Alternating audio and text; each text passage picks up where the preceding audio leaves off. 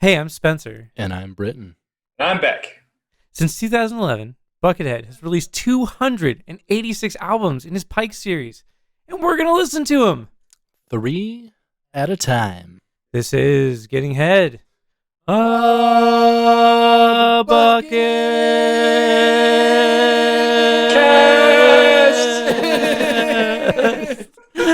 Cast. Thanks.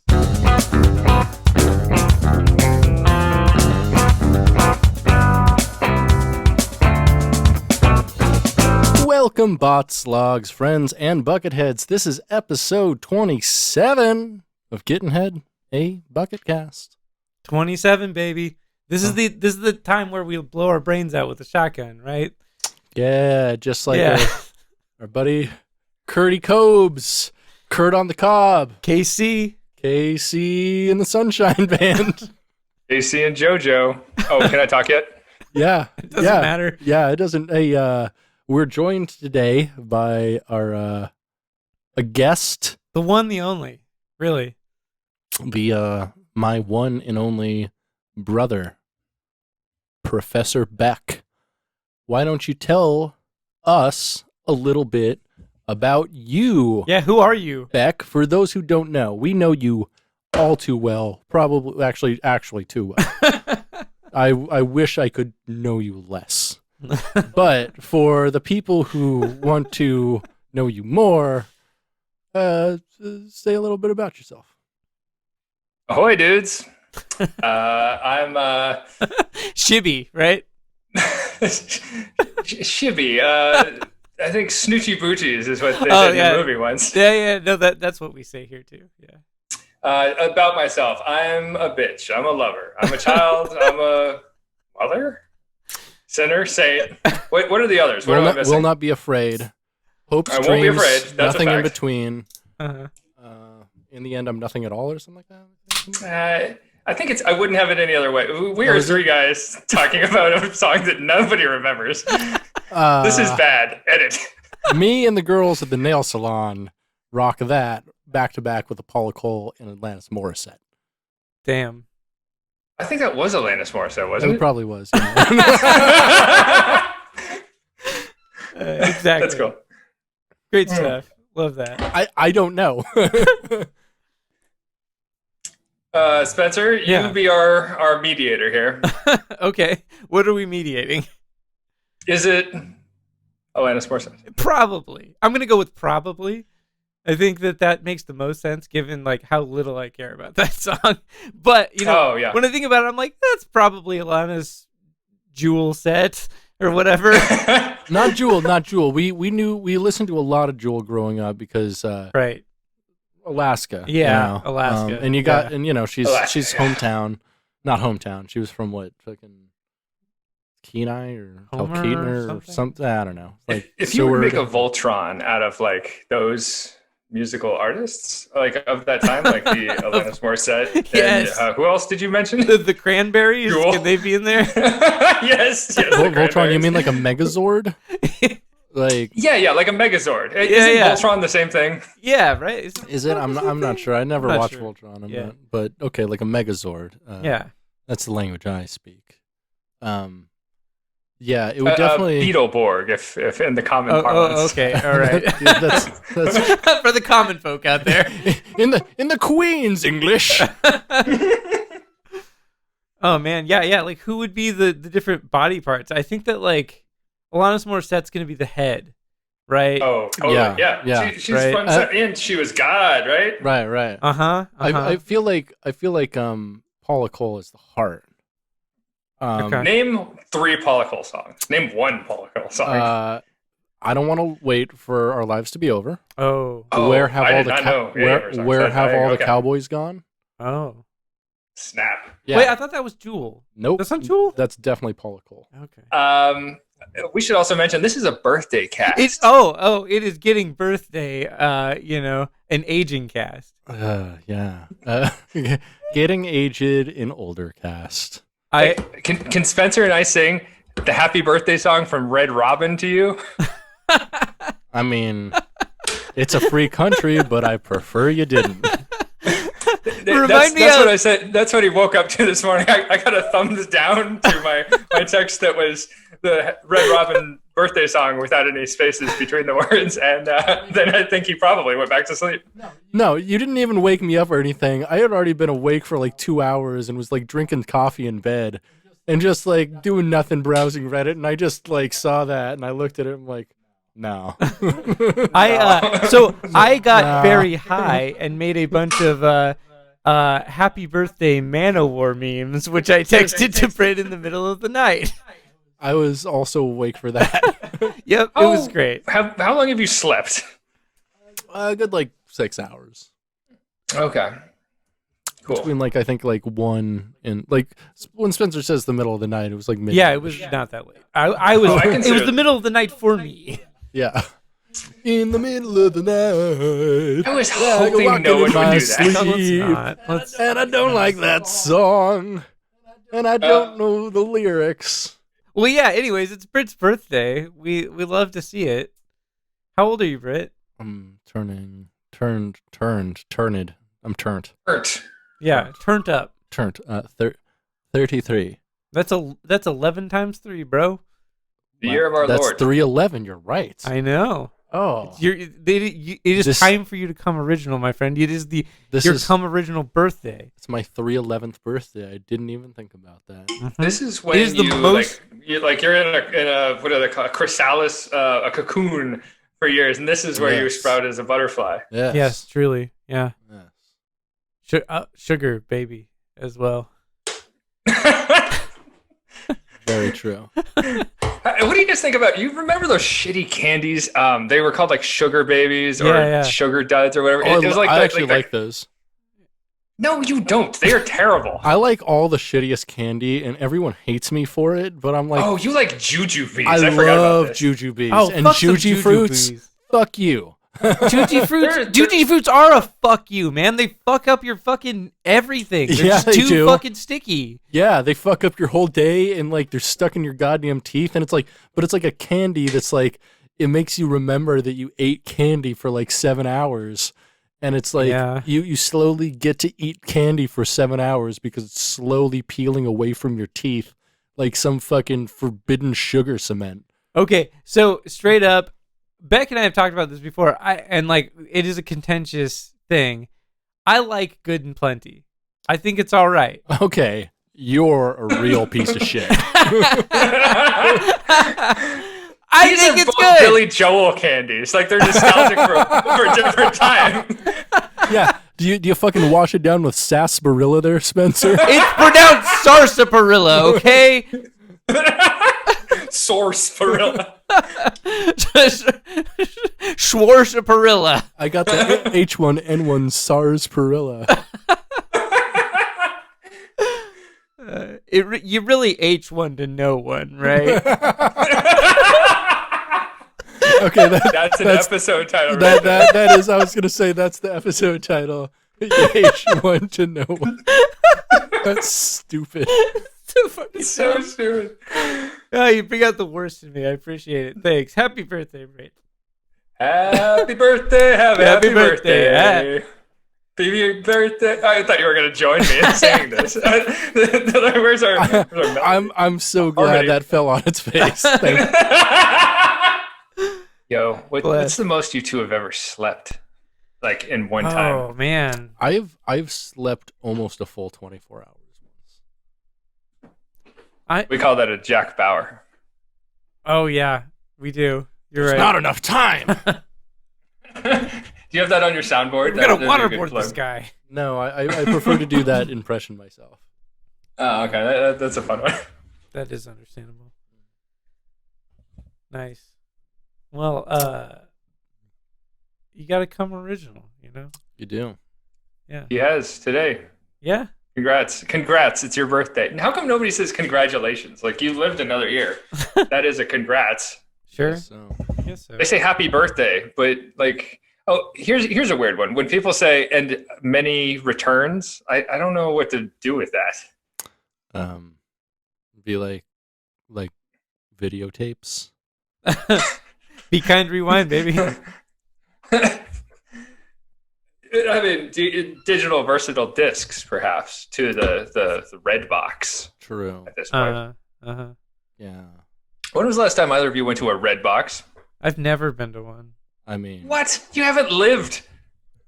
You can pirate the stuff. I don't know, but so my local one has a glory hole. Tight. There's something wrong with it. No, it's got like a rat living in it. but it's like the Remy of blowjobs, and this like rat. It's like a Ratatouille of sucking dick. And I'm not okay with any of this. So it just like pulls your hair and then you jerk yourself off, and then, but it's like somebody else was doing it. I don't know. I call it the stranger. Tight. Oh yeah. That sounds speaking of rat, Socks, my delightful feline sidekick, he caught a mouse yesterday. Yeah. And I trapped it in a Tupperware, and I like kind of deposited it outside in a nice patch of grass, and I hope that mouse lives another day. Nice, good job. It was really nice to see him so jazzed for a mouse. Yeah, he was very jazzed. I liked the video you sent me. He was very like, I want it. Yeah. I love watching a cat with a mouse like that. I just didn't want him to kill that mouse. So the last time Socks caught a mouse, I was living in a different house, and the mouse ran away, and I thought, all right, cool, mouse is gone. And then I went to Maine for, 5 days, came back to Boston, and everything smelled musty. And I thought, I did laundry right before I left. It's probably I threw wet laundry in my dresser. But then the smell didn't go away, and I washed clothes, didn't go away. So for a week, I'm like, what is that? And it turned out a mouse had died under my dresser, and it was just mouse stink. It was just a rotting mouse and dead mouse. I had to wash everything in my dresser. It was so gross. So there's an electronic producer that makes music about this.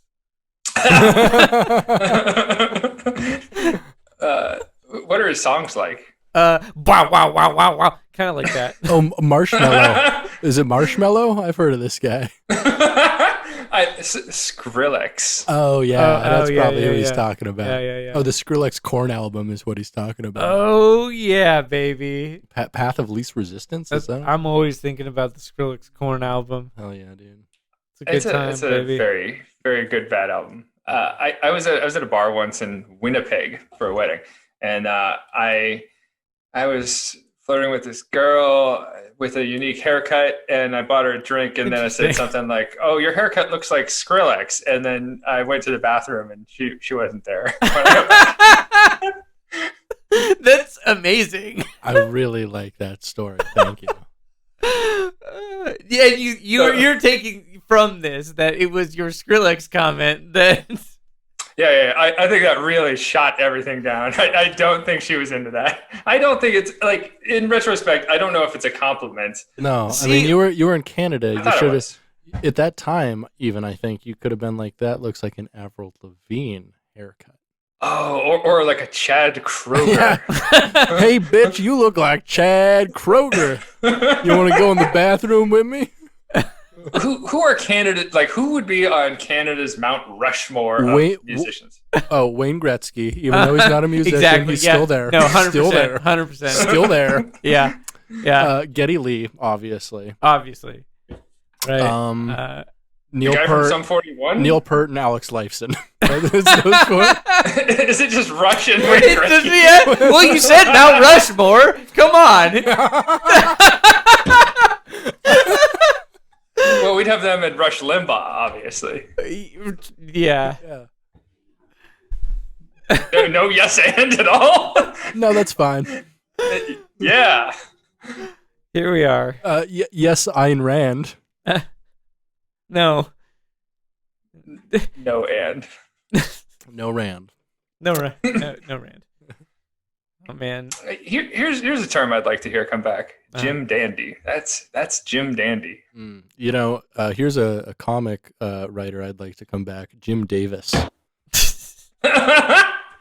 Jim Davis is human garbage. Yeah, he is. He's a fucking trash daddy. So the three of us, we're all involved in this this love affair with Heathcliff comics lately. Oh my goodness. Are we?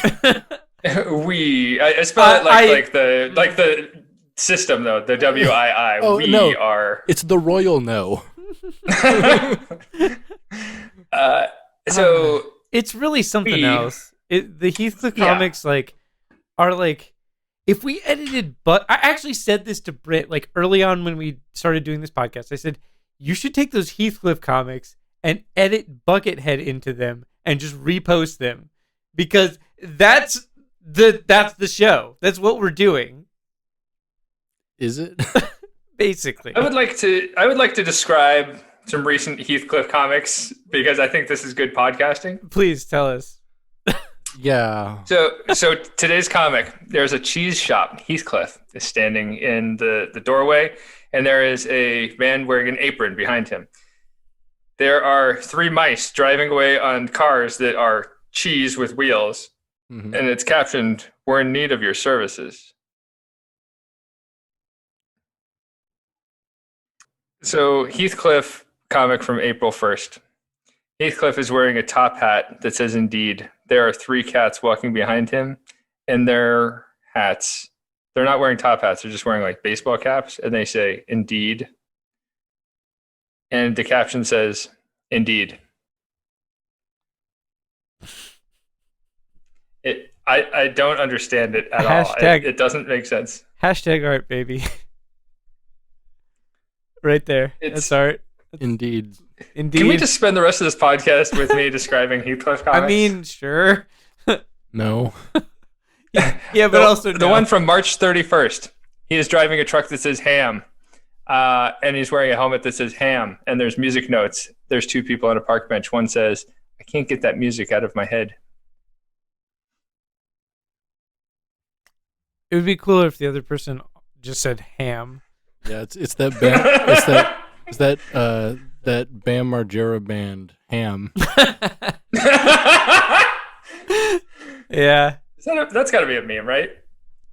Oh, yeah. I made that meme, yeah.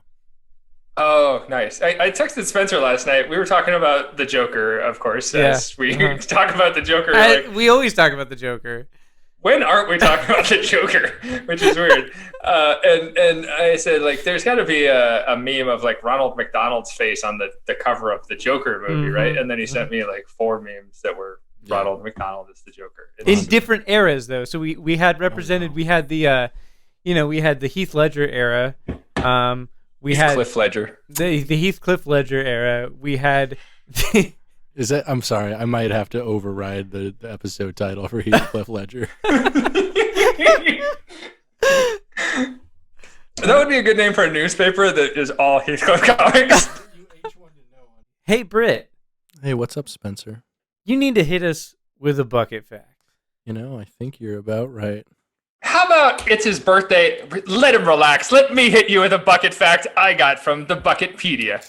Bucket fact, bucket fact, bucket fact, bucket fact, bucket fact, bucket fact, bucket fact, bucket fact. You don't actually have a bucket fact, do you? I do. He based a song off of Michael Jordan. 2 or 3 songs.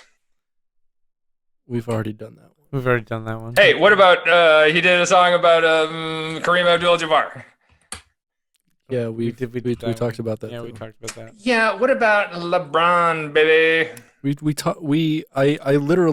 We had about like a 20-minute section where I explained all of the positions in basketball to Spencer based on a conversation that sparked from this exact same bucket fact. This is true. Yeah. Episode 6 or something. I feel like I thought that was going to be a good bucket I feel fact. like I tried. I feel like Britt gave me a better understanding of basketball that immediately left my brain. Just evaporated. Entirely. The next time you saw weed, it was just like, nope, basketball's gone. Yeah, no, I vaguely remember you saying the word point guard to me.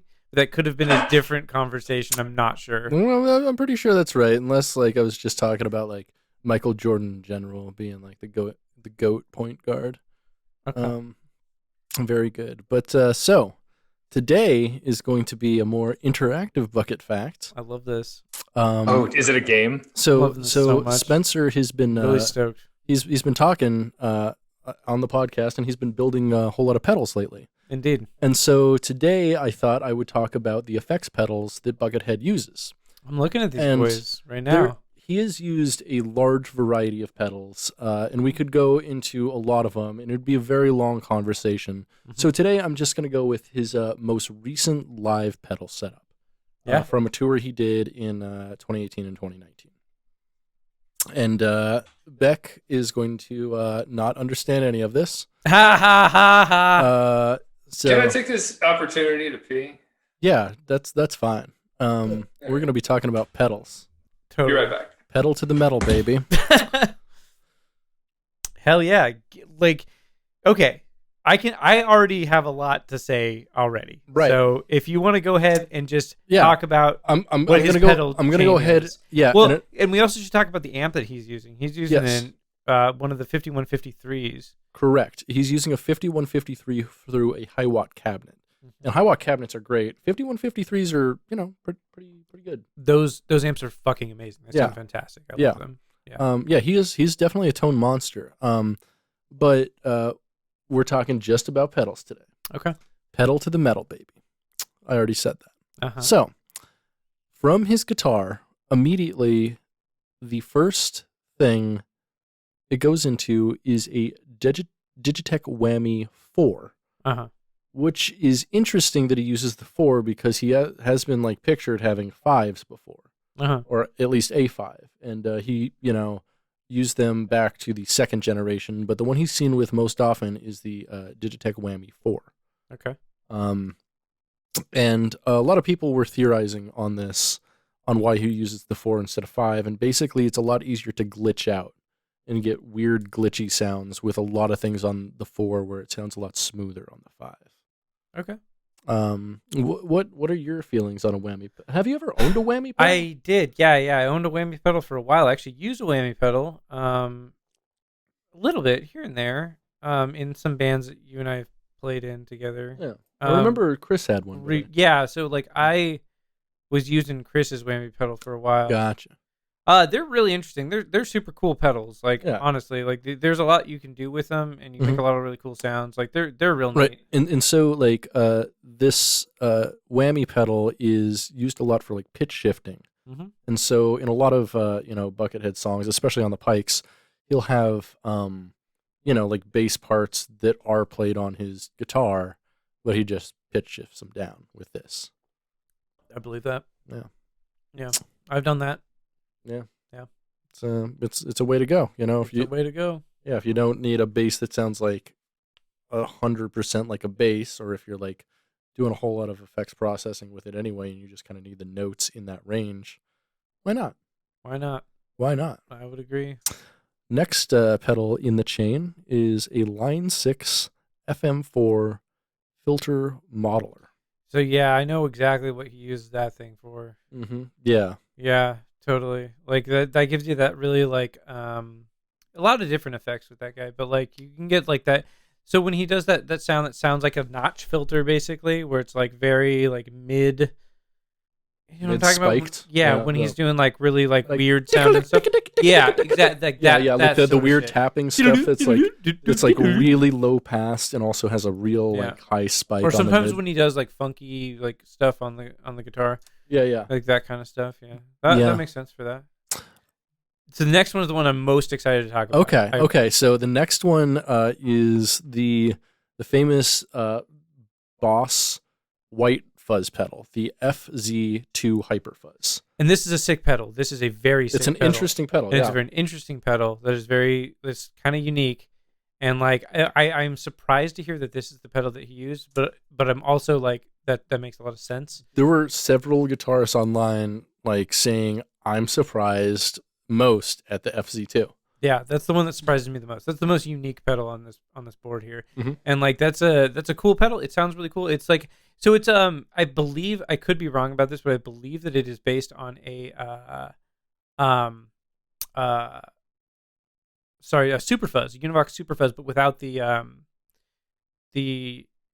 like octave fuzz effect. I think it has a knob that you can dial in the octave fuzz effect. I could be totally wrong about it. It's been a long time since I heard about it. I just know that it's a unique fuzz pedal, which is cool. Yeah. It sounds cool. I've heard it before. Great. Next, we have what is responsible for a lot of Buckethead's envelopes and pretty much entirely his bass tone is the Digitech X-Series bass synth wah. Super interesting pedal, I think, from like the early 2000s. I was always thinking of buying like that whole Digitech line, but I never bought a single one of them just because I never ended up using many effects. But it's sick. It's like, it's definitely what gives his slap tone that like very enveloped, bouncy feel. Yeah.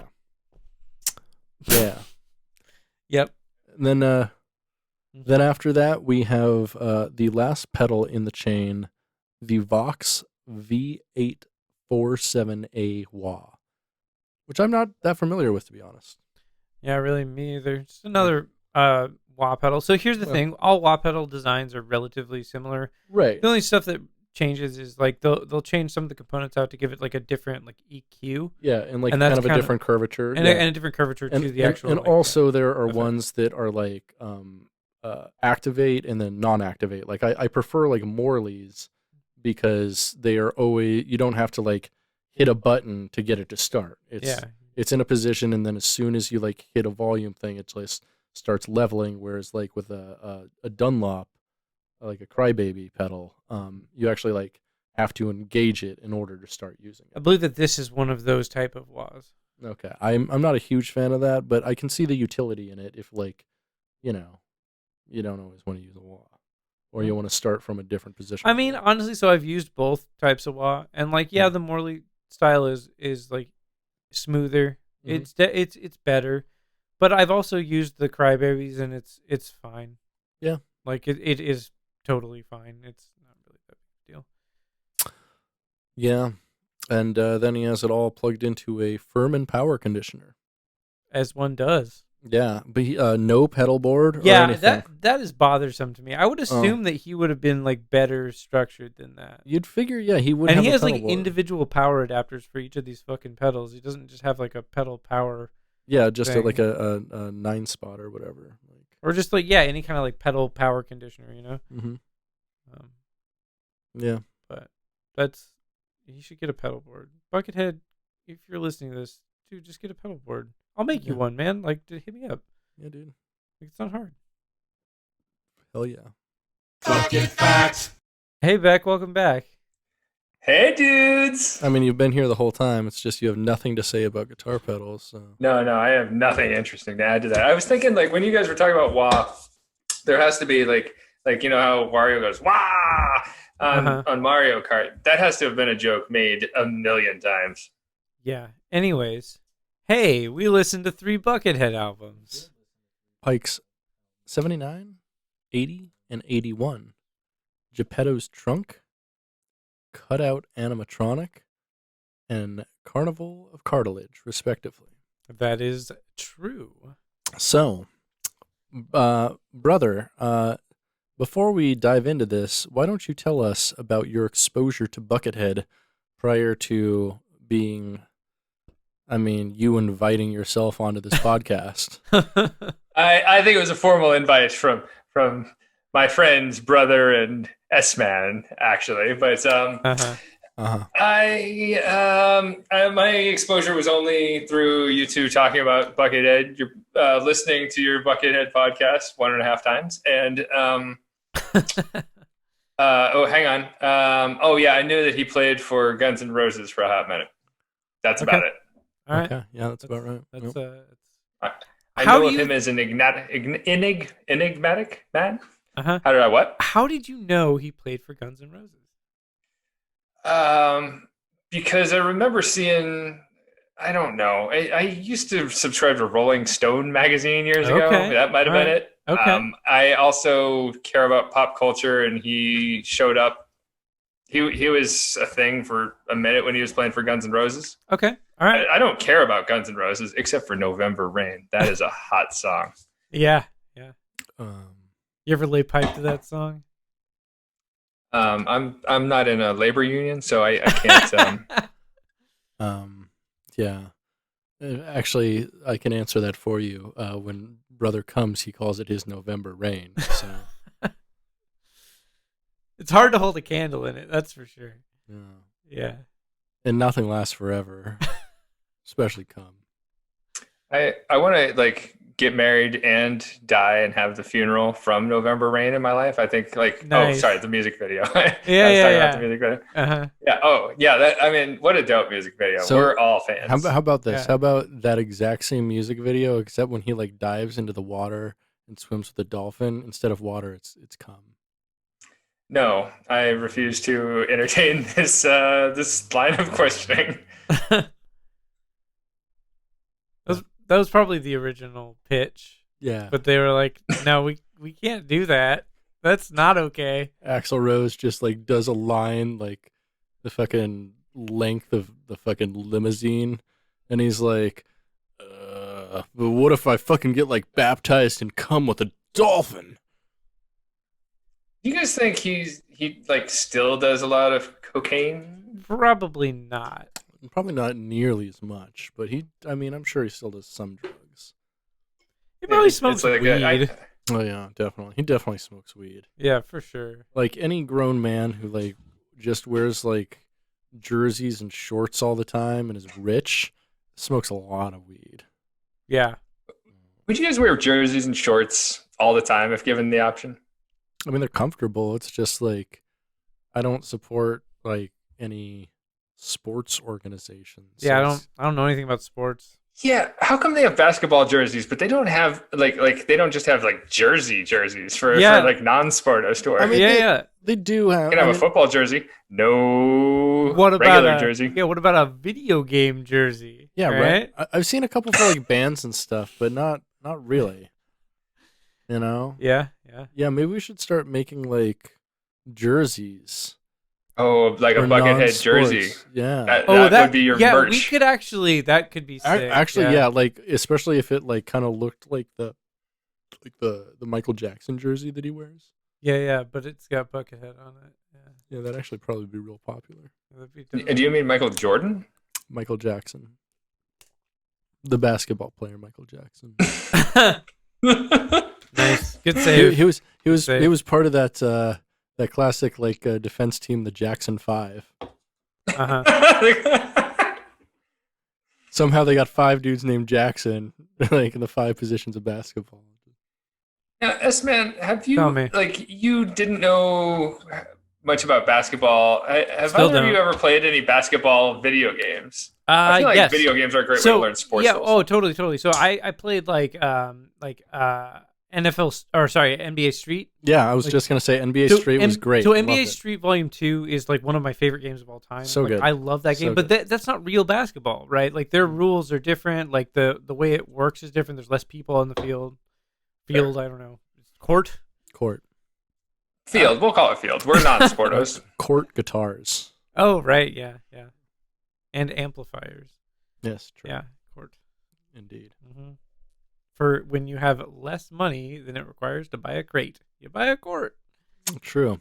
We listened to Pike 79, Geppettos Trunk, released on September 14th, 2014.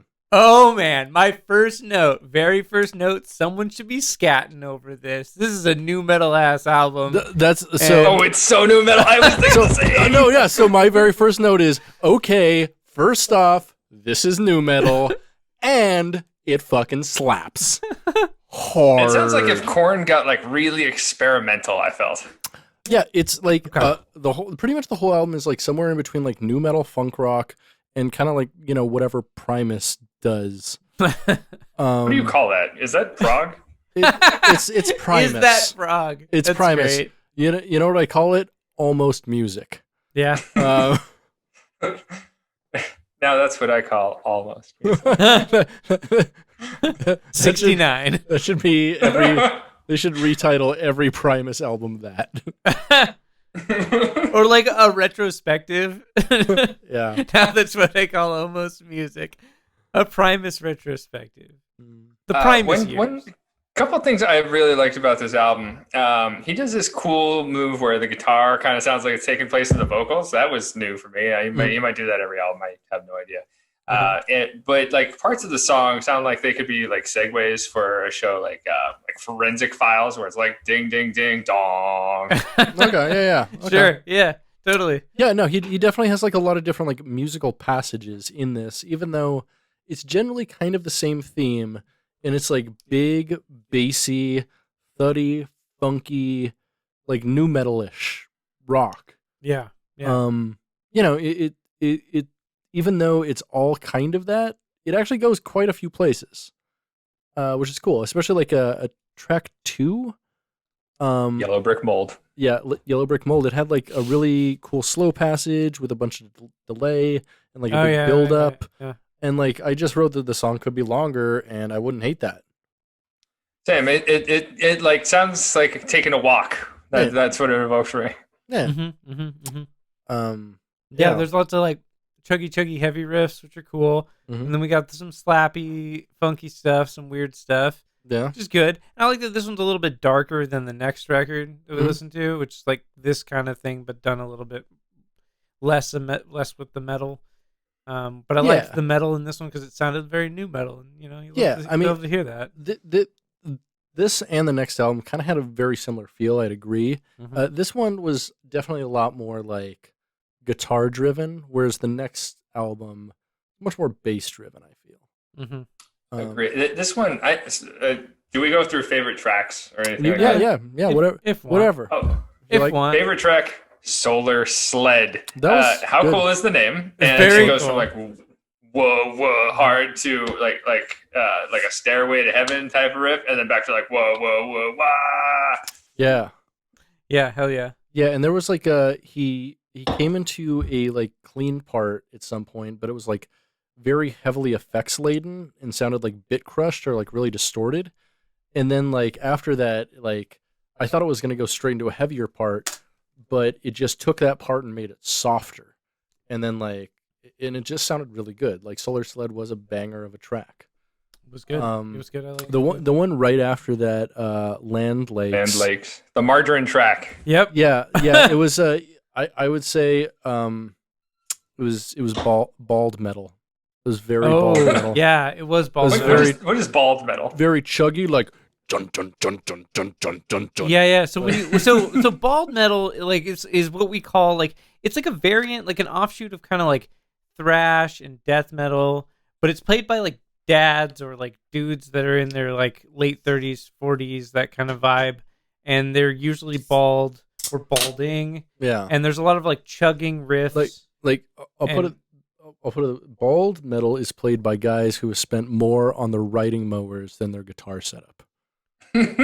Or like or that kind of thing, or like they just like dudes that have like, oh man, I don't even know how to describe them. Like dudes that oh shit. Oh, your headphones broke. Oh wow.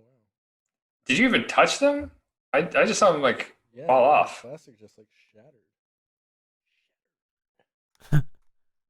Well, thankfully they always make these. Oh wait, no. Is it fixable? I'm gonna switch out my headphones real quick. In the meantime, I'll come up with another Heathcliff to talk about. Getting Heath a cliff cast. That's what we're doing now. So I'll vamp in the meantime. So Heathcliff. From March 8th, there is a large portrait of Heathcliff on the wall, and there's these two elderly gentlemen looking at it, and the caption says, "I was in favor of the wallet size." Okay. What's your favorite size? Like fun size, king size, actual size? I don't know. I mean, there's a lot of options there. What do you think? We're talking candy bars or beds? We're talking life. Fun-size bed is not fun. We're talking life, my friend. We're talking like reality. The board game life? Yeah. Yes. What's my favorite size? One size fits all. That's an excellent choice. Yeah. You know what my favorite size is a gotta have it. Oh yeah. What is that from? Gotta. Cold Stone. Yeah. My favorite size is you. like it. The large size at Cold Stone, too large. Too large. But it's not the large size. It's when you. Oh, sorry. Gotta love it. Got to have it. Yeah, gotta have it. You don't like it. You don't love it. You gotta have it. That's gotta. Gotta. Can we talk about how Cold Stone, like, it should be considered unethical practices how they make their people sing anytime they get a tip? I mean, I guess so. They have to sing that dumb like Addams Family song. It sucks. Yeah. Yeah. It's not Adams and Eve. We all know how the Addams Family started, and that just makes it gross. That's true. Do you think that's canon? It started. It was just a fart, you know. Yeah, in the Addams Family cinematic universe, is it all started by like a Thanos snap, but it's literally just fucking Fester like shitting his pants. Cool. This is all. I don't even know how to yes and this. Trash. Trash, rot. Geppettos Trunk. Yeah. No. This was wait. I'm not done talking about Geppettos Trunk. The last two songs sound the same. They're both good, like stomping in the woods music. But the last track is so like it sounds just like the track before, but it's like. Remember at camp when you'd hear a song and they'd be like, second verse, same as the first, a little bit louder, a little bit worse. Mm-hmm. That's it. That's louder and worse, you think? Yeah, okay. A little bit louder, a little bit worse. I really like Eyes Blink, track 6, the penultimate song. Or no. Yeah. Penultimate, yeah. So it had like a bunch of like parts where it was like a very like low pass guitar and then a really high pass guitar like responding to it. Almost as though like the guitars were having a conversation, which I thought was a pretty cool thing. But it was obvious a lot of it he was just playing it all in one track, which I thought was really fun and something we haven't heard a lot of on here. Nice. Yeah, it's pretty good. Yeah. I like this one a lot. I thought it was fun. I think it could be good elevator music for like a casino. Interesting. Have you been to casinos before? I have. Spencer, we should go to like a casino around here. Yeah, let's after do it. we're both vaxxed. Let's go to fucking like Mukilteo or some shit. Yeah, dude, let's do it. Let's go to an Indian casino. I'm into it. It's a Native American casino. Yes. Spencer, okay. Get on board. Damn it. First People's Casino. Yeah. All right. I've been to Mukilteo. It was just smelled like smoke. It was not for me. So I've been to I've been to a couple casinos here in Washington State. My experience with both of them was that it smelled like smoke and I wasted $20. Yeah. Wasn't great. I don't know. That's kind of how I feel about casinos in general. It's just I am not into gambling. Like I don't like it. I'm not here for it because it's like why? Like why bother? I can waste my own damn money on myself. Yeah, right. It's Easy. like I don't need to like spend money for the like thrill of maybe winning money. Maybe I don't know. Like I don't like putting things up to chance. It just doesn't make sense. You're listening to the Gambler Kenny Rogers cast. How do you feel about Kenny Rogers?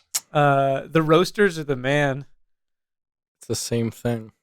You cannot separate the two. Yeah. Kenny Rogers is his chicken. The alpha and the omega. The chicken and Enter. Maybe that's what Enter the Chicken is about. You ever think about the concept album about Kenny Rogers? You know what? I'd like to see Buckethead take a turn and start wearing a. I don't think they do buckets at Kenny Rogers Roasters. I think they do like candies. They do like boxes. I'd like to see a box head with a Kenny Rogers Roasters. That's heavy. Yeah, that'd be cool. Buckethead, it sounds like an ethnic slur. It sounds like it, but I don't think it is, unless it's maybe against like German people because they have very boxy heads. I don't know what it would be, but I don't care for it. I'm on record saying I don't care for it. And I'm on record being racist towards Germans, those boxy head people. That's all I got. That's the only insult I got about Germans. Other than that, they're pretty great. But their heads are, boxy. I like me a Pilsner. I don't know. That's a German thing, right? I think that's Czech or something. I don't know. Hey, what about what's German food? Sausage? That's all that comes to mind. Pretzels. Sauerkraut. We love a soft pretzel. God, we what's love better a than a soft good pretzel. soft pretzel? Nothing. Yeah. Can't beat that. With a good stirred? Hell yeah. You know what they say? Soft pretzel, hard dick. Yeah, they do. Nobody says that. I don't know where you've been hanging out, Beck, but I hear that all the time. Straight up. Wouldn't it be funny to like just be like naked and surprise your lover with like a hard like a soft pretzel around you? Around you? This sounds like rape to me. Like no, like around your dick. Oh, what if you tied your partner up with a soft pretzel? Cut all this, please cut all this. I'm actually asking you to cut this. I hate this. So let's talk more about pretzel shibari because I'm into this idea. I'm into pretzel shibari too. Like, what if you did it like, right when they come out of the oven so they're warm, right? Like an Auntie Anne's. Yeah, Auntie Anne style, And then it's like incest too. So I love Auntie Anne's. Is there a better pretzel than an Auntie Anne's? They make some pretty good pretzels. What about Wetzel's? Wetzel's is great. Big fan of Wetzel's. I've never tried a Wetzel's pretzel. They're the same, dude. No, Wetzel's is a little like firmer on the outside, I feel. Oh yeah? Yeah. And I know a thing or two about firm on the outside. So, I thought Pike 79 would be a great soundtrack for a ride about the robot apocalypse. Pike 80. 79, it was Geppettos Trunk, right? Correct. Mm-hmm. Okay. Pike 80, Cutout Animatronic, released on September 17th, just 3 days after the last Pike, 2014.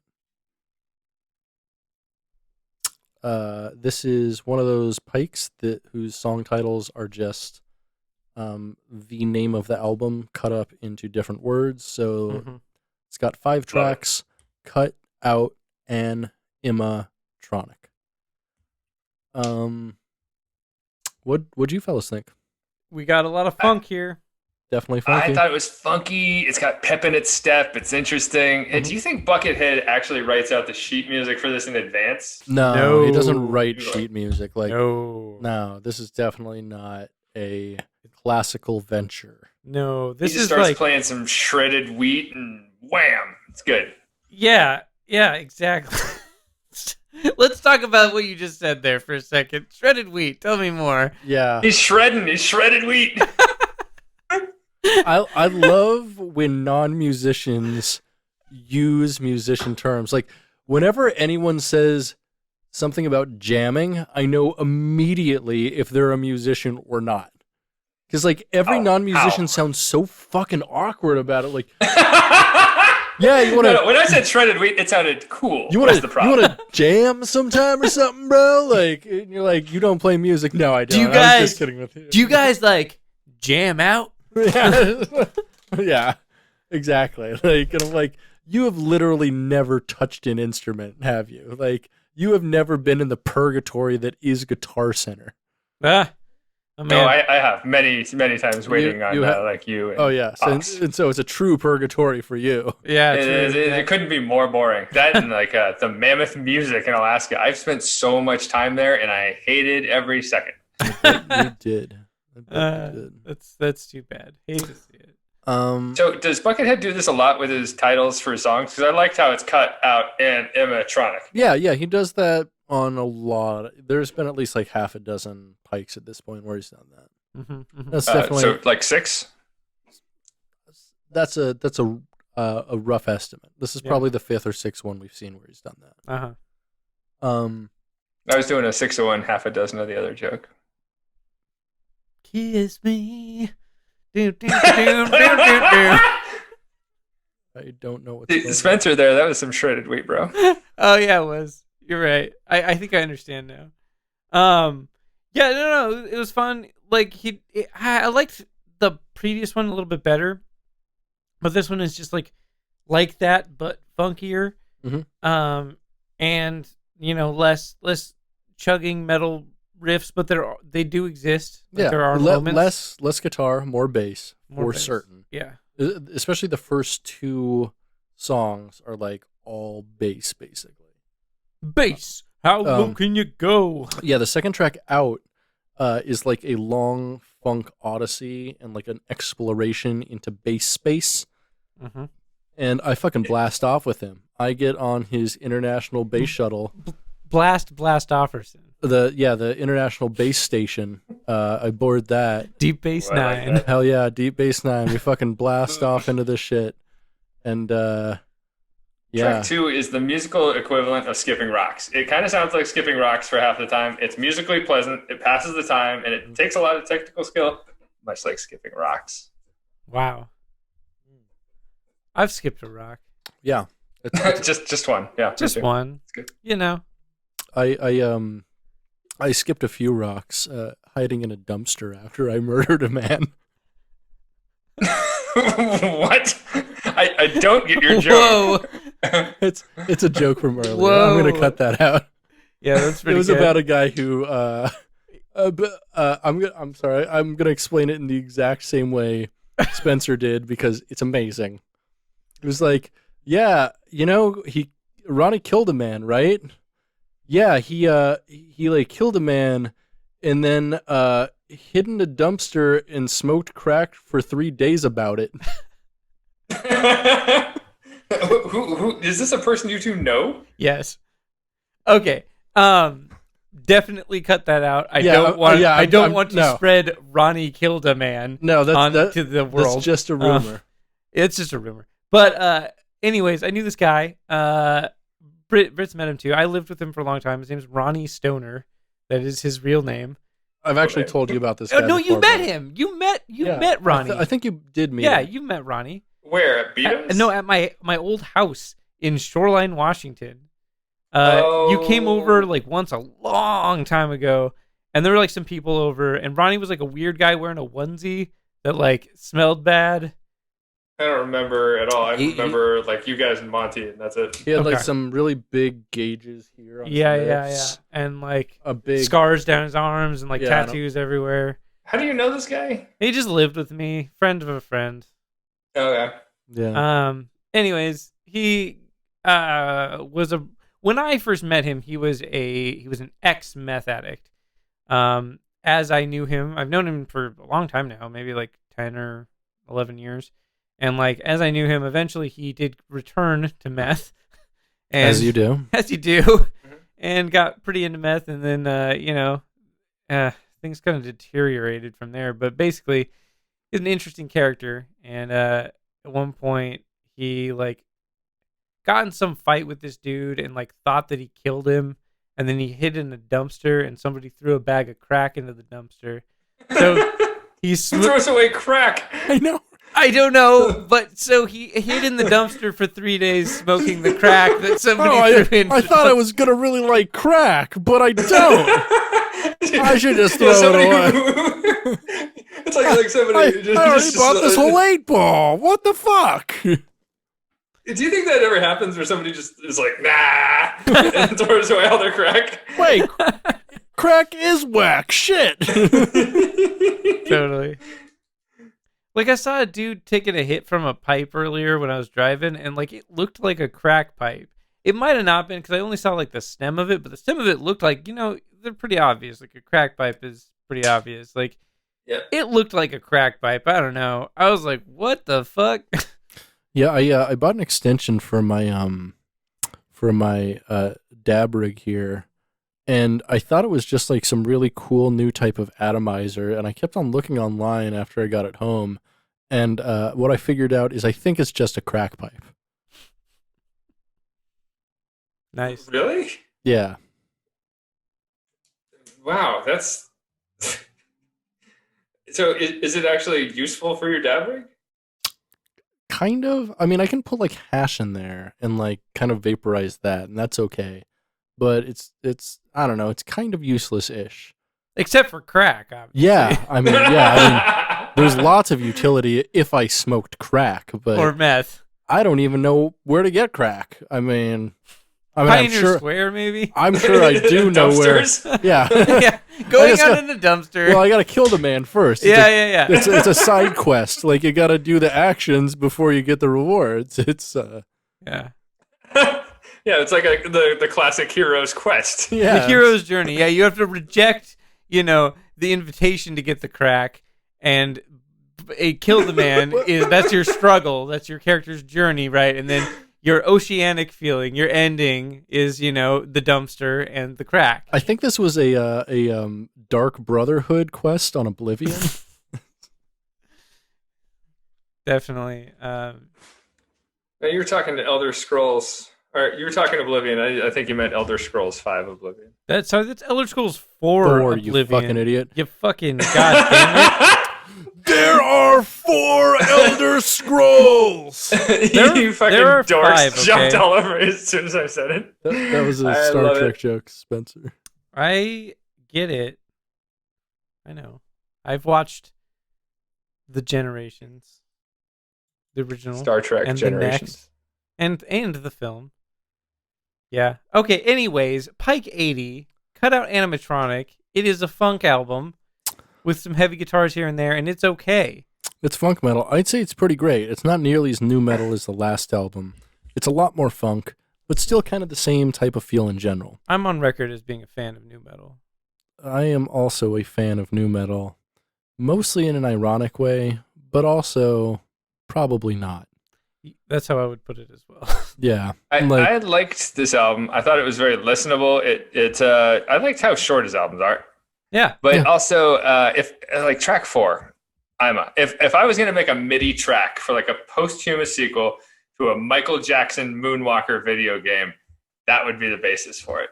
That's fair. And that was a pretty short track. It was funky, fast, had some cool like tippy tap percussion with the funky bass. Oh, you guys, have either of you ever thought about getting into tap dance? Like that was something I thought about when I was a kid, and I thought nice. It would be cool to learn to tap dance, wouldn't it? I think you should do that though. Yeah, but you grew up in the what I consider the Michael Flatley era, where like that type of dancing was Lord of the dance. Yeah, it was like sexy, and there was like sex appeal to it. It's like the same era where like ponytails had some kind of sex appeal, which hasn't happened before or since. And will it happen again? Yeah, probably. Maybe. Hopefully not. I mean, top knots are a thing. They're a vibe right now. My Little Ponytail. Mm. Friendship is magic. Mm-hmm.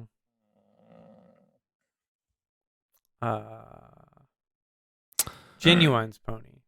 Yeah. Write it. Let's do it. My pony. Oh, baby. Hey, so I have a question about Buckethead. Is he supposed to be funny? Is he supposed to be creepy? Is he supposed to be interesting? Like, what is his whole aesthetic supposed to convey? I don't understand it. He's supposed to make you feel however you want to feel when you see Buckethead. Buckethead is, I mean, it's an interesting thing because he wears a blank mask, to hide himself in as much. It's kind of symbolism of he is a blank slate and you can paint whatever you want on there. Especially with as prolific as his music is and all he's put out, like there's something for almost everybody in Buckethead's discography, I feel. And in as much you can enjoy Buckethead on your own terms, pretty much no matter who you are. Buckethead is universal. Buckethead is love. Buckethead is life. Buckethead is Shrek. Okay. All right. Somebody once told me that. Hell yeah. I saw that on a Snapple cap. Oh, yeah. That was a fun fact on a Snapple cap. Yeah. Mm-hmm. Mm. You remember when, like, soda companies would do, like, contests and stuff, but they would just print the thing on the underside of the cap, and you could just take the bottles and, like, turn them and, like, look and see if they were winners or not, and then just buy the winners?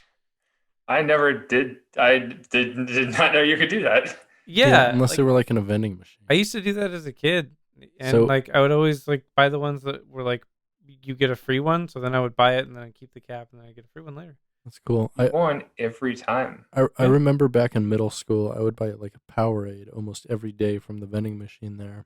Childhood obesity in America. And so, bringing This is back a sensitive subject. a whole lot of memories I'm sorry. here, Spencer. I'm sorry. It's just like that's the first thing that I thought of. Was like, why could you buy a giant Powerade at the vending machine at school? Like, what is happening, school?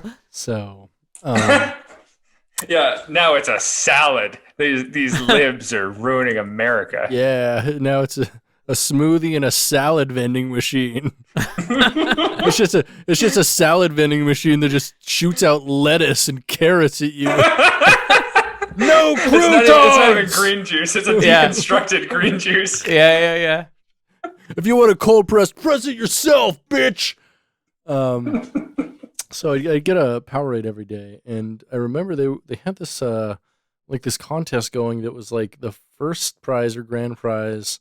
So it was a 3-tier thing. There was a grand prize, which was like a meet and greet with some like famous athlete or some shit like that. Probably 311, the band 311. Probably. Let's assume that. That's very Powerade band. They're my favorite athletic group. Yeah. Powerade 5000 is my favorite Powerade group.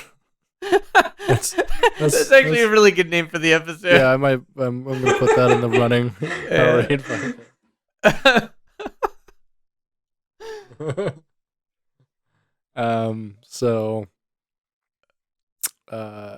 So I'd get a big Powerade, and like the first prize was to like 50 people, and that was like a pair of shoes or something like that. And then there was like a second prize that was like to 500 people, and it was like a special like online prize or something like that. So I got the second prize after buying so many fucking Powerades, and I went home and like I thought it was gonna be like something cool, like a gift card or something online, and I typed it in because this was like early internet, and it was a digital file of Powerade backgrounds and one screensaver for my computer. Oh shit! Nice. How long did you have those up for? What was the screensaver? It was just like different Powerade logos and like people like doing like rowing. What do you call that? Team, something. I think it's Crew. Okay. Crew. Yeah. They call it erging, is like the verb. Ooh, I really don't like that. I hate it. I hate it so much. Just call it rowing. That sounds like a weird sex thing. That sounds like a Heathcliff comic punchline. I had an ex-girlfriend who got into rowing late in our relationship, and she would always call it erging, and it bothered me. I just don't like the name of it. Just call it rowing. Did that irk you? Oh, I like that joke a lot. Thank you. You're very welcome. I thought Cutout Animatronic would have been a good dark ride, much like Space Mountain. This just Funk Odyssey. It could be a soundtrack, or it could be a special album that is the soundtrack to a screensaver pack that you could potentially win at Buckethead Land. Man, go fuck yourself. I didn't drink Powerade for years after that. I felt so goddamn burned. Like, okay, so could you not have access to this pack if you didn't get it in a cap? Like, yeah, you could probably find this like discarded somewhere now, that's right? Exactly this is internet trash. Yeah, exactly. I mean, and so maybe it was like super exclusive for like 3 months in like 2001, but like who even wants Powerade backgrounds and screens? Who's into Powerade that much? Like they're not even a lifestyle brand like fucking Monster. They're just like the cheaper Gatorade. Like, so here's a question: do you remember when we were kids? You won a shopping spree to Frederick Meyer. I do recall that. Yes. And I think it was like $1,000 you won, and Monster, let us spend like $100 or something. Something like that. And like a shopping spree doesn't. I don't ever hear of them anymore. Do they exist? I mean, I think that's like a gift card now, but like, yeah. No one's ever giving out like big rewards like that anymore, though. Like, because they realize they can, get people to do shit for fucking pennies. And especially if like, they give away like $500 prizes versus like one $500 shopping spree. That's like, potentially, 5 people that might put it on social media versus one. There's true. The social media input is the currency here for them. Yeah, because exactly. Because it's advertising, it's marketing. They're taking a loss in order to make a gain. Hearts and minds, baby. A Chris Gaines. Chris Gaines. Have you two thought about doing like a Chris Gaines cast? No. Categorically, no. What are the categories? That's a sore. Yes and no. Sore subject. Don't ask. That was the original conception of the Bucketcast. Mm-hmm. We don't talk about this, all right? Mm-hmm. No, we don't. But we do talk about Pike 81. Carnival of Cartilage, released on September 27th, just 10 days after the previous Pike, 2014. 1 29-minute long track. My very first note of this is just LOL, insane bucket posse. Oh, yes. I was typing it in and I was like, did you know Carnival of Carnage is an Insane Clown Posse album? Because that's like the first thing that pops up when you type in Carnival of. It's not available on Spotify, this one. No, I wrote, this is like if ICP made a Buckethead album. Uh-huh. And it's amazing. I actually really liked this one. I thought it was really cool this album. and weird. This is honestly one of my favorite Pikes so far. I'd probably put it at number 2 or 3. It's a very unique sounding one, which and it really has its own vibe, and it really did remind me of like ICP, not just because it sounds like carnival music sometimes, but because like just the vibe of it and like the speed of the tracks. Like I could literally like hear rapping over this. Like you could make that into a thing for sure. Yeah, and plus it's just To be clear, we don't like Insane Clown Posse, right? I am a fan. Both Spencer and I do. I'm a fan of Insane Clown Posse. We do. Yeah. I do not. We do. Categorically do not. I like them. I think they're pretty fun. I think they're pretty good. I especially since they have allied themselves with Antifa. I roll deep with fucking ICP. Like I've straight up like marched with Juggalos last summer. Like, shoulder to shoulder, comrades abreast, fighting against racial injustice with some real motherfuckers. And they all listened to the clown. They were all down with the clown. Perhaps I'm not, but I'm down with those who are. Tight. Sure, fair. Antifa, great. I'm talking more about the music of Insane Clown Posse. Can't do it. I not like feeling it. I like it. I think they're fun. I mean, you don't really do drugs, but I'd recommend that because that would help in your understanding yes. of ICP. Really, it's and Fago induced diabetes. Oh yes, yes. Some Fago red drink and a handful of like mushrooms and whatever pills you can steal from your aunt. That's what ICP is all about. Have you guys tried Fago? I've not. Yeah. Oh, That's okay. Their root beer is not bad. I like their root beer. The falafel place I go to a lot always offers Fago root beer. That's one of their choices. They have Fago root beer, cool. and they also have like this Hawaiian Punch drink that's honestly mad good. Mm-hmm. Have you had that Hawaiian Punch itself is mad good. Mm. Mm-hmm. They've got, I haven't had it since I was a child, but I bet it is good. This falafel place has like this kind of like cut rate, like generic Hawaiian Punch in a can. Yeah. Super good. It's made by Shasta. I think it is a Shasta. I haven't tried Nick that. Nasty. Yeah. Coming at you. And at you. I felt this album did a really good job sounding like a carnival. It was fun. Absolutely. Maybe it would get played at like a spooky Halloween carnival or like an instrumental Nightmare Before Christmas exhibit with like the moving animatronic characters. It's fun. Do you think the different sections were meant to simulate being on different rides? I felt like it almost told a story, and honestly, like coming in here.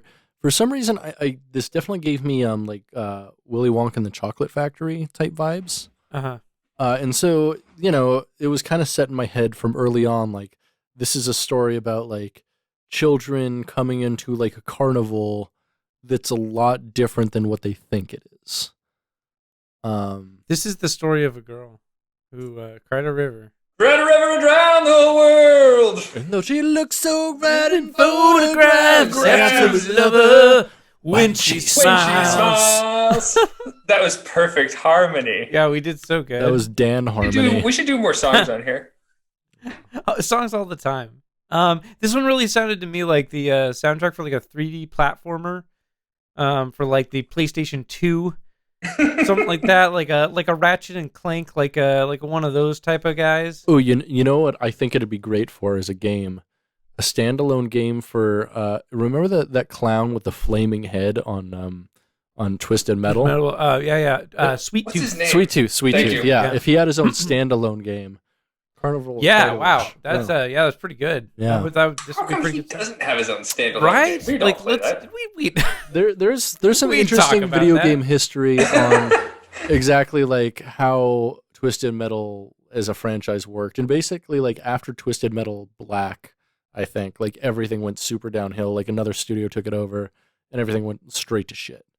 I want a game with that guy who's like got two wheels between on each side of his arm. Axel. Yeah. Axl Rose. Yeah. Yes. Oh, yeah, played by Axl Rose. Absolutely. Played by obviously. Axl Rose. Yes. What if Axl Rose did enter and win the Twisted Metal competition? What do you think his one wish would be? Probably Cocaine? I was guessing like sick tribal tats. I think you can already get those. Like, what do you get for a man who has everything? Like, what would Axl Rose want that he doesn't already have? Ooh, a sequel to November Rain. Oh, November Sun. Use The next day. Use Your Illusions Part 3 and 4. Don't those exist? I thought there was only parts 1. I think there's only two. Yeah, I thought the first one was called Volume 1 and 2, and the second one was called Volume 3 and 4, no? Because they were both double albums. We're just three dudes who kind of know something a little bit about Guns N' Roses.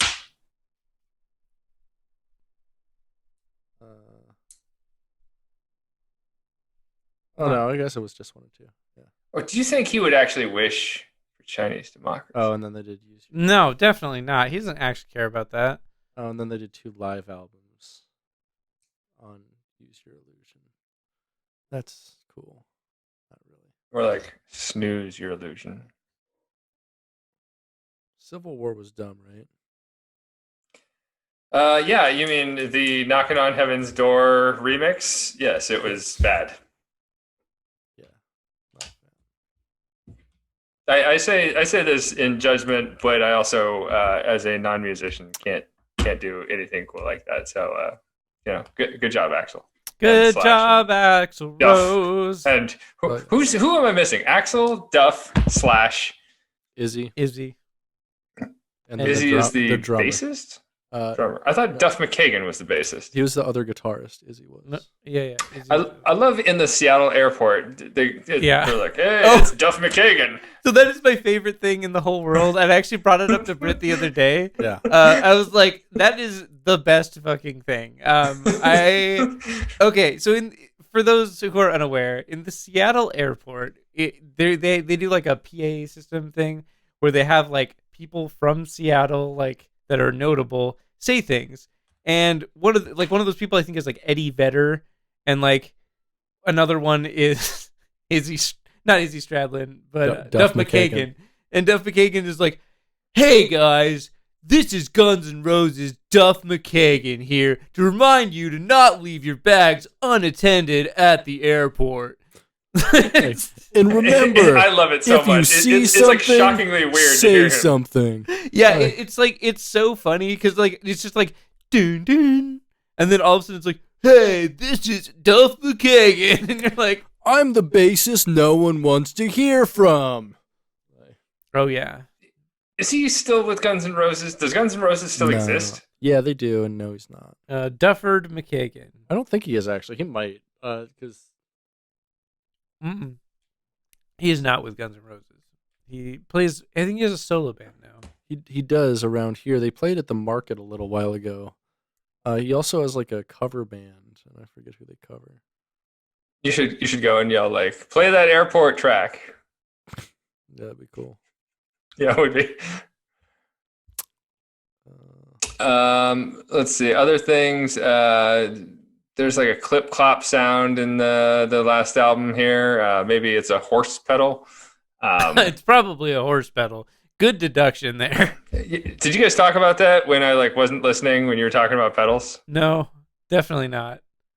But I'm here for this. Yes. Here for it. No, Duff Mckagan is once again a member of Guns N' Roses. Hooray! A current member? Current member, yep.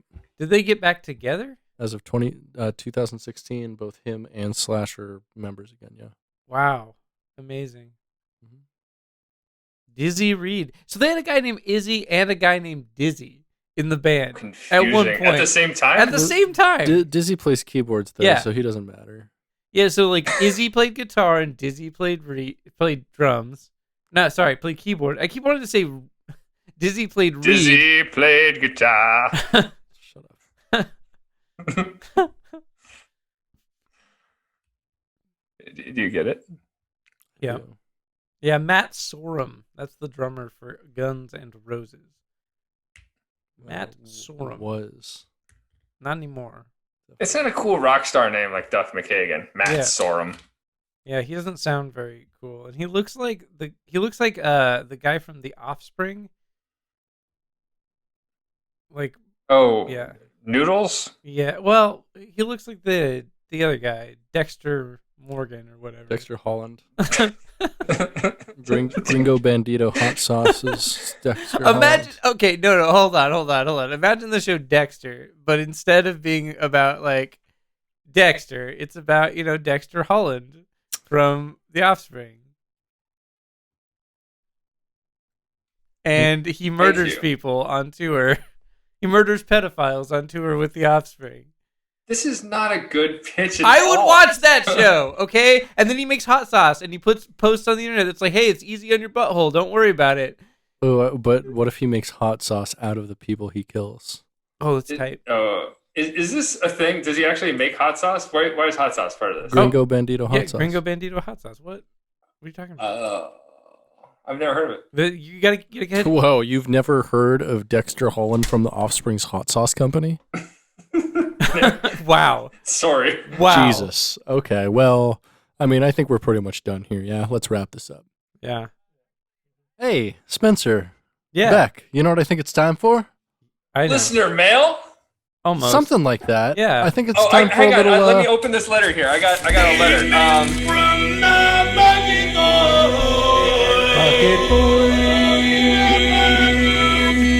Well, since Beck doesn't listen to the podcast very much, why don't you explain statements to from the Bucket Vote for him? All right.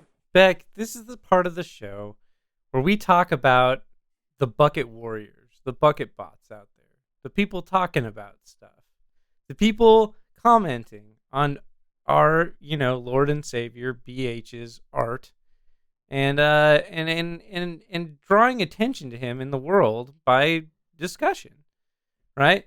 So we like to share excerpts of, the things that they talk about and, shine a light, if you will, right?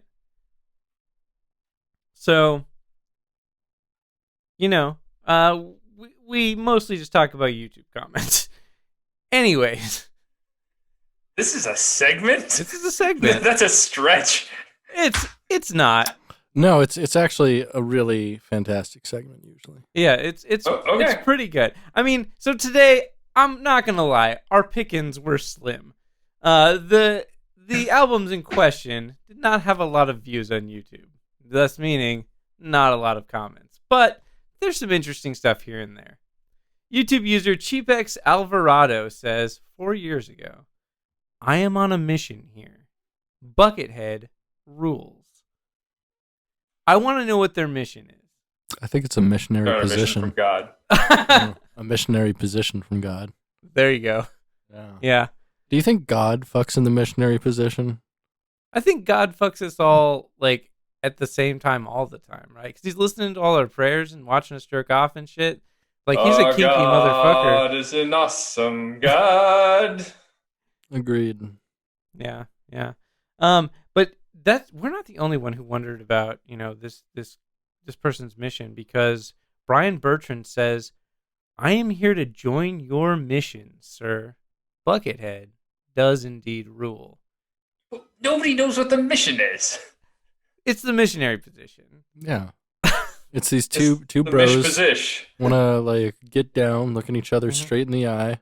One of them either frocking or just like maybe docking, or docking like docking. Docking with 2 Ks. Yeah, docking with 2 Ks and only one of them with foreskin, baby. You know what I'm saying? No. Docking. Do you know what docking is? I know exactly what docking is. We're not talking. Why don't you explain it to the listeners who don't know what it is, brother? Docking like docking. There's something to be said for joining a mission if you don't know what the mission is about, right? I'm just spitballing here, but I imagine that their mission is probably has something to do with spreading the good word, spreading the news, the great news of our Lord and Savior Buckethead. Spreading them cheeks. Here's a mission question for you guys. Like, when you buy Juanita's chips, Spencer's favorite late night snack, as we learned. Indeed. What it says, like, mission style chips, right? What does that mean? Missionary position style. Yeah, exactly. Oh, no. Stop. The missionary impossible. That's what it's called when you're too fat to be on top of someone for sex. Fuck. Hell yeah. Hell yeah. It's what we call a Vinnie Paul. Oh, no, that's what we call snorting coke in the Golden Royal bathroom. That's true. Well, I mean, a Vinnie Paul can be more than one thing. Like, you can snort... Who's Vinnie Paul? The drummer for Pantera, Damage Plan, and Hell Yeah. Hell Yeah. Hell Yeah is a band? Hell yeah. Cool name. Hell yeah. Hell yeah. Hell yeah. Hell yeah. It's one word. Hell yeah, there's no space between the 2 words. And it's all in caps with an exclamation point as well. Hell yeah. They're not good, right? Like, I don't trust that a Pantera musician would be a good band. Tell us what you think that band is about. I think it's like it's not protest rock. It's like I see it as like empowerment rock, but it sucks. Okay. It's like people who like Tony Robbins listen to this stuff. It's more like barbecue metal. Or like Metallic A? Or it's like a firefighter training music. Yeah. Like if you're like training to become a firefighter, maybe you would listen to this shit. I don't know. It's like generic masculine rock, I guess.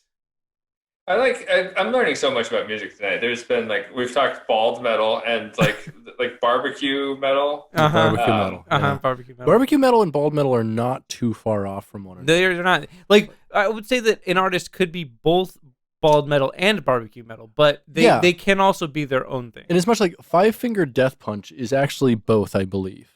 They are also Walmart metal, which is another. And also like military rock. So Hell Yeah definitely crosses over into Walmart metal, but I wouldn't quite say that they're military rock. I would say that they have a lot of fans who are in the military, but they're not military rock in the sense that like Five Finger Death Punch is. Right, 100%. Like they don't make like songs overtly about like support the troops. Like this next one is called "Support the Troops 666."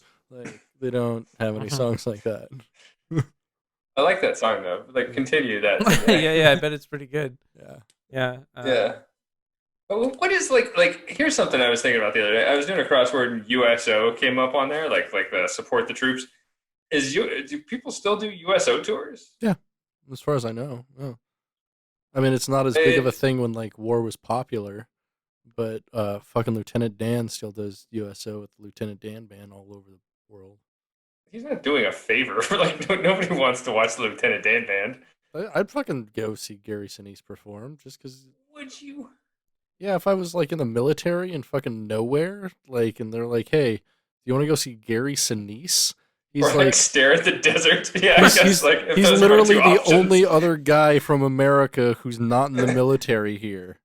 Like, yeah, it's either that or we could continue shooting guns. Like, you know, yeah, it could be worse. Lieutenant Dan band.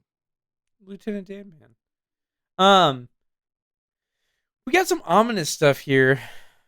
User Kong says 3 years ago, Doom. Well, this is why we got Godzilla versus Kong. Yeah. I thought about making that joke. I waited for you to do it. Thank you. That's my gift to you. Gee, it's no longer your birthday here on this coast, though. Well, too bad. It still is here. So. Yeah, it still is here. Yeah. Hey, what's the best birthday gift you've gotten so far? You haven't gotten my gifts, obviously. They're good.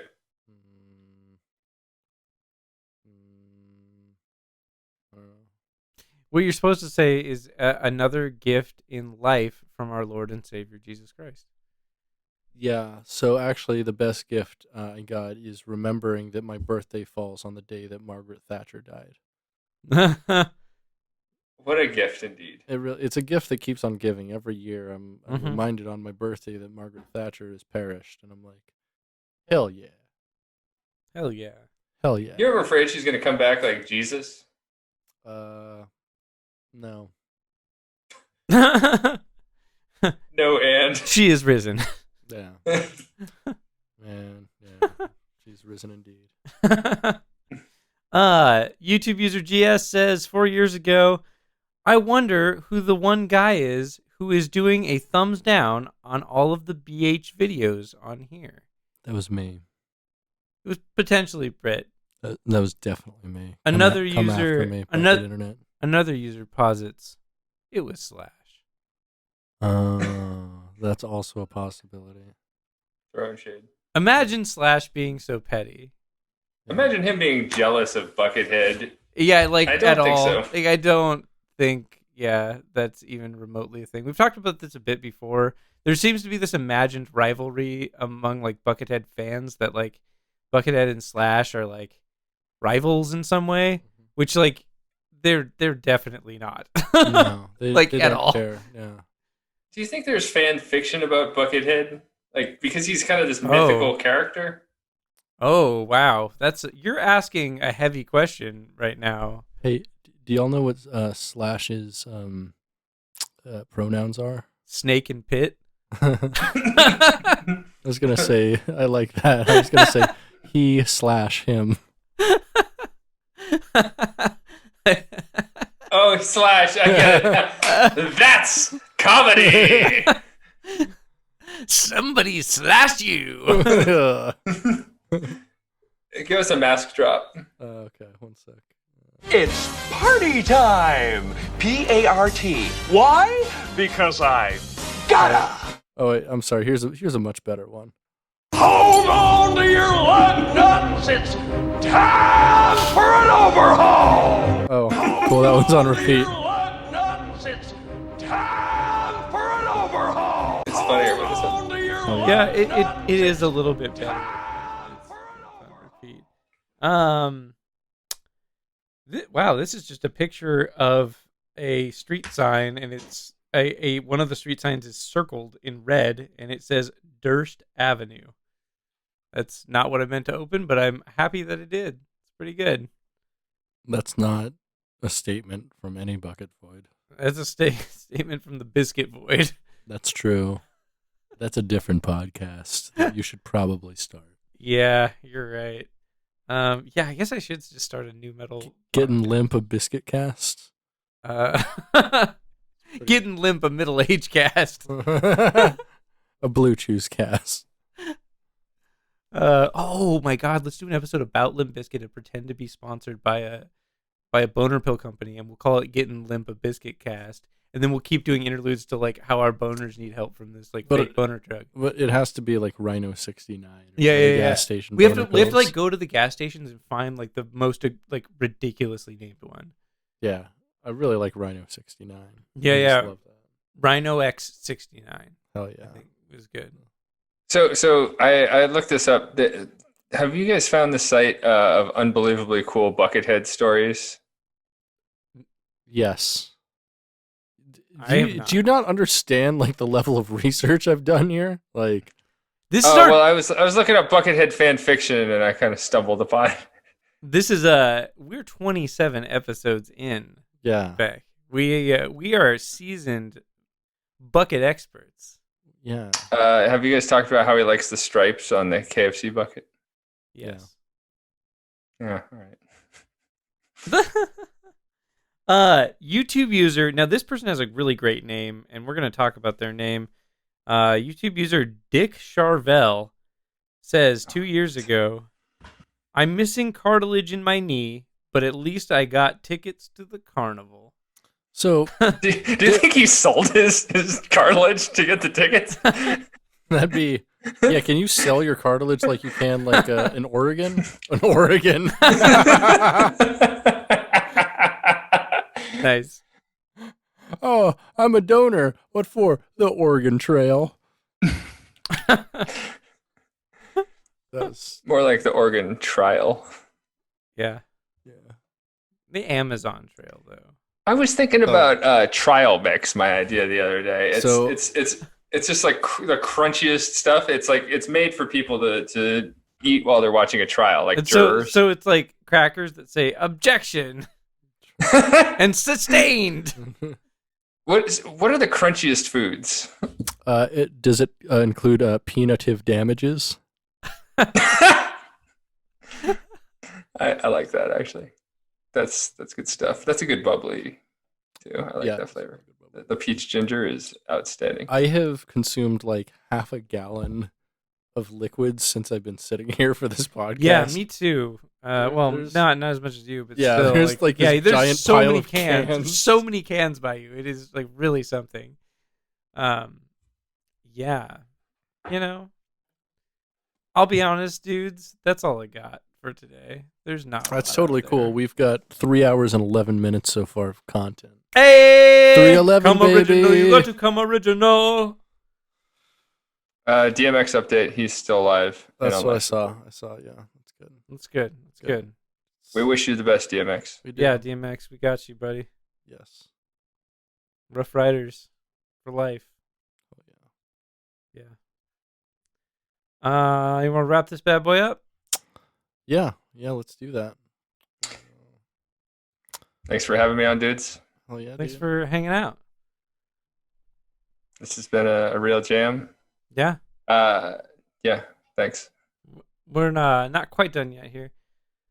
Britt, where can we follow you on the internet? You can find me on Instagram and Twitter at the Queer Goth, and also anywhere else. You can find links and shit on gettinhead.biz. Where can I find you, Spencer? I am at New Metal Karate Society on Instagram, and I post the jokes, quote unquote. I don't think our listeners here can see your air quotes. That's why I said quote unquote. I know, I like that. How about you, brother? If we're looking to find more about you, where can we find that? Hit me up on the Instagram at Beck Straw. Cool. Yeah. Hey, this has been Britt. And this has been Spencer. And this has been Beck. You've been listening to Gettin Head, a Bucketcast. Stay greasy, Bucketheads. Namaste, baby.